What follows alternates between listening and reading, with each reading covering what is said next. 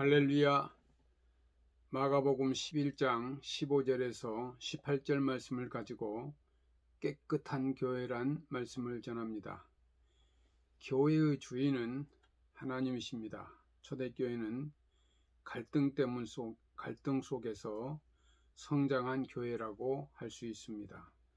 처음 교회가 세워질 때 초대교회 성도들은 교회의 갈등이 있을 수밖에 없지만은 갈등은 교회 성장의 원인이었습니다.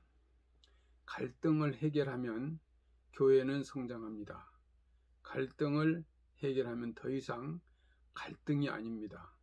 예루살렘 교회는 봉헌 때문에 또 구제 때문에 할례 때문에 지역 때문에 갈등이 있었지만은 이 모든 것이 이 초대교회 성장의 요인이기도 했습니다. 교회는 단순히 하의 말씀을 받아서 전하기만 하는 장소가 아닙니다. 교회 내에 갈등이 있고 또 불결하고 문제가 있는 이런 교회가 하나님의 교회라고 할지 모르지만은 이런 교회가 하나님의 교회입니다.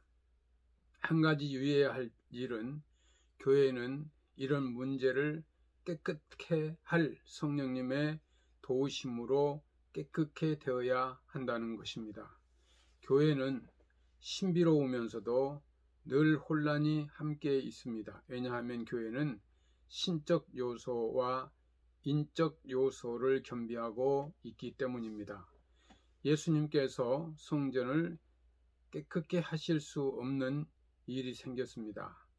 예수님은 요한복음 2장에 보니까 공생의 초기에 성전을 깨끗게 하셨습니다. 예수님께서 성전을 깨끗게 하신 이유가 무엇일까요? 예수님께서 이 성전을 깨끗게 하신 이유를 보면 성경을 통해서 우리 백석교회도 깨끗게 됨을 배워 깨끗한 교회로 회복되어야 합니다. 성령님은 우리 교회가 깨끗게 되기를 기대하고 계십니다. 깨끗하게 하신 교회는 어떤 교회입니까? 첫째, 이 상업주의가 지배하지 않는 교회입니다. 성도가 상업정신으로 교회를 찾으면 안 됩니다. 성전 내의 상업주의 또 물질주의는 주님이 채찍을 드신 이유입니다. 예수님 당시에도 성전까지도 상업주의로 이용되고 있었습니다. 성전이 장사꾼의 장터가 되었습니다. 성전에 드릴 제물이 성전에서 팔렸습니다. 제사장들이 상인들에게 자릿세를 받았습니다. 이런 당시의 성전을 예수님은 깨끗게 하신 것입니다. 최근에는 이 상업주의의 논리가 교회를 지배하는 경우가 흔히 있습니다. 큰 건물과 또 화려한 장식과 교인의 수가 또 교회의 판단 기준이 되었습니다. 창의 논리라고 말하는 이 자본주의의 법칙이 교회까지 지배하고 있는 것입니다. 예수님께서는 이러한 성전을 가만히 두실 리가 없습니다. 그래서 성전을 강도의 규례로 만들지 말라고 하셨습니다. 성전에 강도들이 득실거린다는 말입니다. 강도는 힘으로 돈과 목숨을 빼앗는 사람들입니다. 힘으로 돈뿐만 아니라 목숨까지도 빼앗는 것이 성전이 되었다는 것입니다. 교회를 내 이익을 위하여 이용하지 말아야 합니다. 내가 교회의 덕을 보겠다고 교회의 손해를 끼쳐서도 안 됩니다. 항상 내가 손해보고 교회가 덕을 봐야 합니다. 그렇지 못하면 지금도 우리가 교회를 강도의 규혈로 만들고 있는 것입니다. 누가복음 10장 43절에 보면 화 있을진저 너희 바리새인들이여 너희가 회당의 높은 자리와 시장에서 문안받는 것을 기뻐하는도다라고 책망하였습니다. 이 바리새인들은 돈을 가지고 높은 자리를 사는 사람들입니다.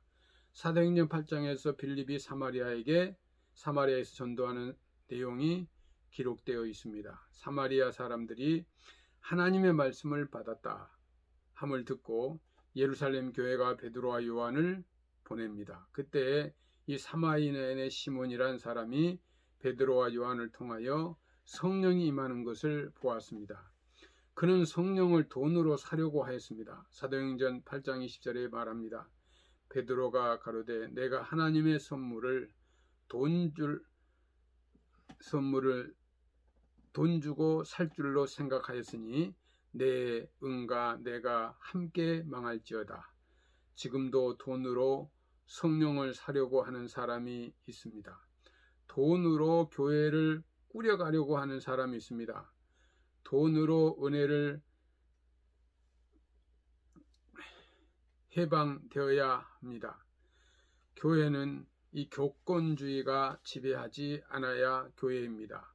제사장들이 자신들의 권리로 성전을 장사하는 자리로 빌려주었습니다. 성전은 하나님의 집입니다. 자기 것이 아닌 것을 자기 것으로 착각하고 자기의 권리로 이용합니다. 이것이 교회가 타락하고 더러워진 이유입니다. 예수님은 유혹한 마귀를 보십시오. 천하만국을 다 보이며 이 모든 것을 내게 주리니 절하라고 합니다. 천하만국이 하나님의 것이며 예수님의 것입니다. 그런데 그 주인에게 주인 아닌 마귀가 보이며 주인 행세를 하는 것입니다. 자기의 것이 아닌 것을 자기의 것처럼 이장하고 이용하는 것은 마귀의 짓입니다.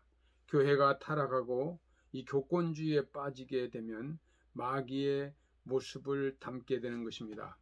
교회는 거룩한 곳입니다. 주의 피로 세운 교회입니다. 교회가 고쳐야 할 부분을 알고 보면 내가 고쳐야 할 부분들입니다. 내가 고쳐지면 교회는 저절로 깨끗하게 되는 것입니다. 그것이 교회의 힘이며 하나님의 은혜입니다. 교회는 이 사실을 잘 명심해야 합니다. 신자가 되기 위해서는 도덕적 고독자가 되어야 합니다. 이렇게 될 때 교회는 아름다워지고 깨끗하게 거듭날 수 있는 것입니다. 교회란 걸음과 같습니다. 걸음은 한 곳에 쌓다 보면 이웃에게 악취를 풍깁니다. 그러나 땅에 골고루 뿌리면 이 세상을 비욕하게 합니다. 세상 사람들은 교회 때문에 세상이 더러워졌다고 비난합니다. 요즘 교회에 안티세력이 무척 많아졌습니다. 교회가 깨끗한 줄 알았는데 깨끗하지 못한 것을 발견하였다는 것입니다. 예수님은 지금도 깨끗한 교회를 위하여 채찍을 드십니다. 우리 교회가 사람이 주인이 아니라 하나님이 주인인 하나님의 집이 되게 하라고 채찍을 드신 것입니다. 교회가 특정한 사람의 집이 아니라 만민의 기도하는 집이 되게 하시려고 채찍을 드십니다. 교회가 온갖 자기 이익을 위한 상인들이 장사하는 집이 아니라 기도하는 집이 되게 하시려고 채찍을 드신 것입니다. 전도서 5장 1절에 말씀하십니다. 너는 하나님의 집에 들어갈 때에 내 발을 삼갈지어다. 성도 여러분, 깨끗한 교회가 되기 위해서 우리가 깨끗해야 합니다. 하나님의 산에서 신을 벗는 모세의 심정으로 우리의 그 세속적인 더러움을 벗고 교회를 들어옵시다. 나로 말미암아 하나님의 집이 더러워지지 않도록 나를 정결케 합시다. 깨끗한 하나님의 집에는 깨끗한 사람들이 들어올 자격이 있습니다. 성도 여러분, 성령님의 도우심으로 백설교회를 깨끗하게 만들어가는 여러분이 되시기를 주의 이름으로 축원합니다. 감사합니다.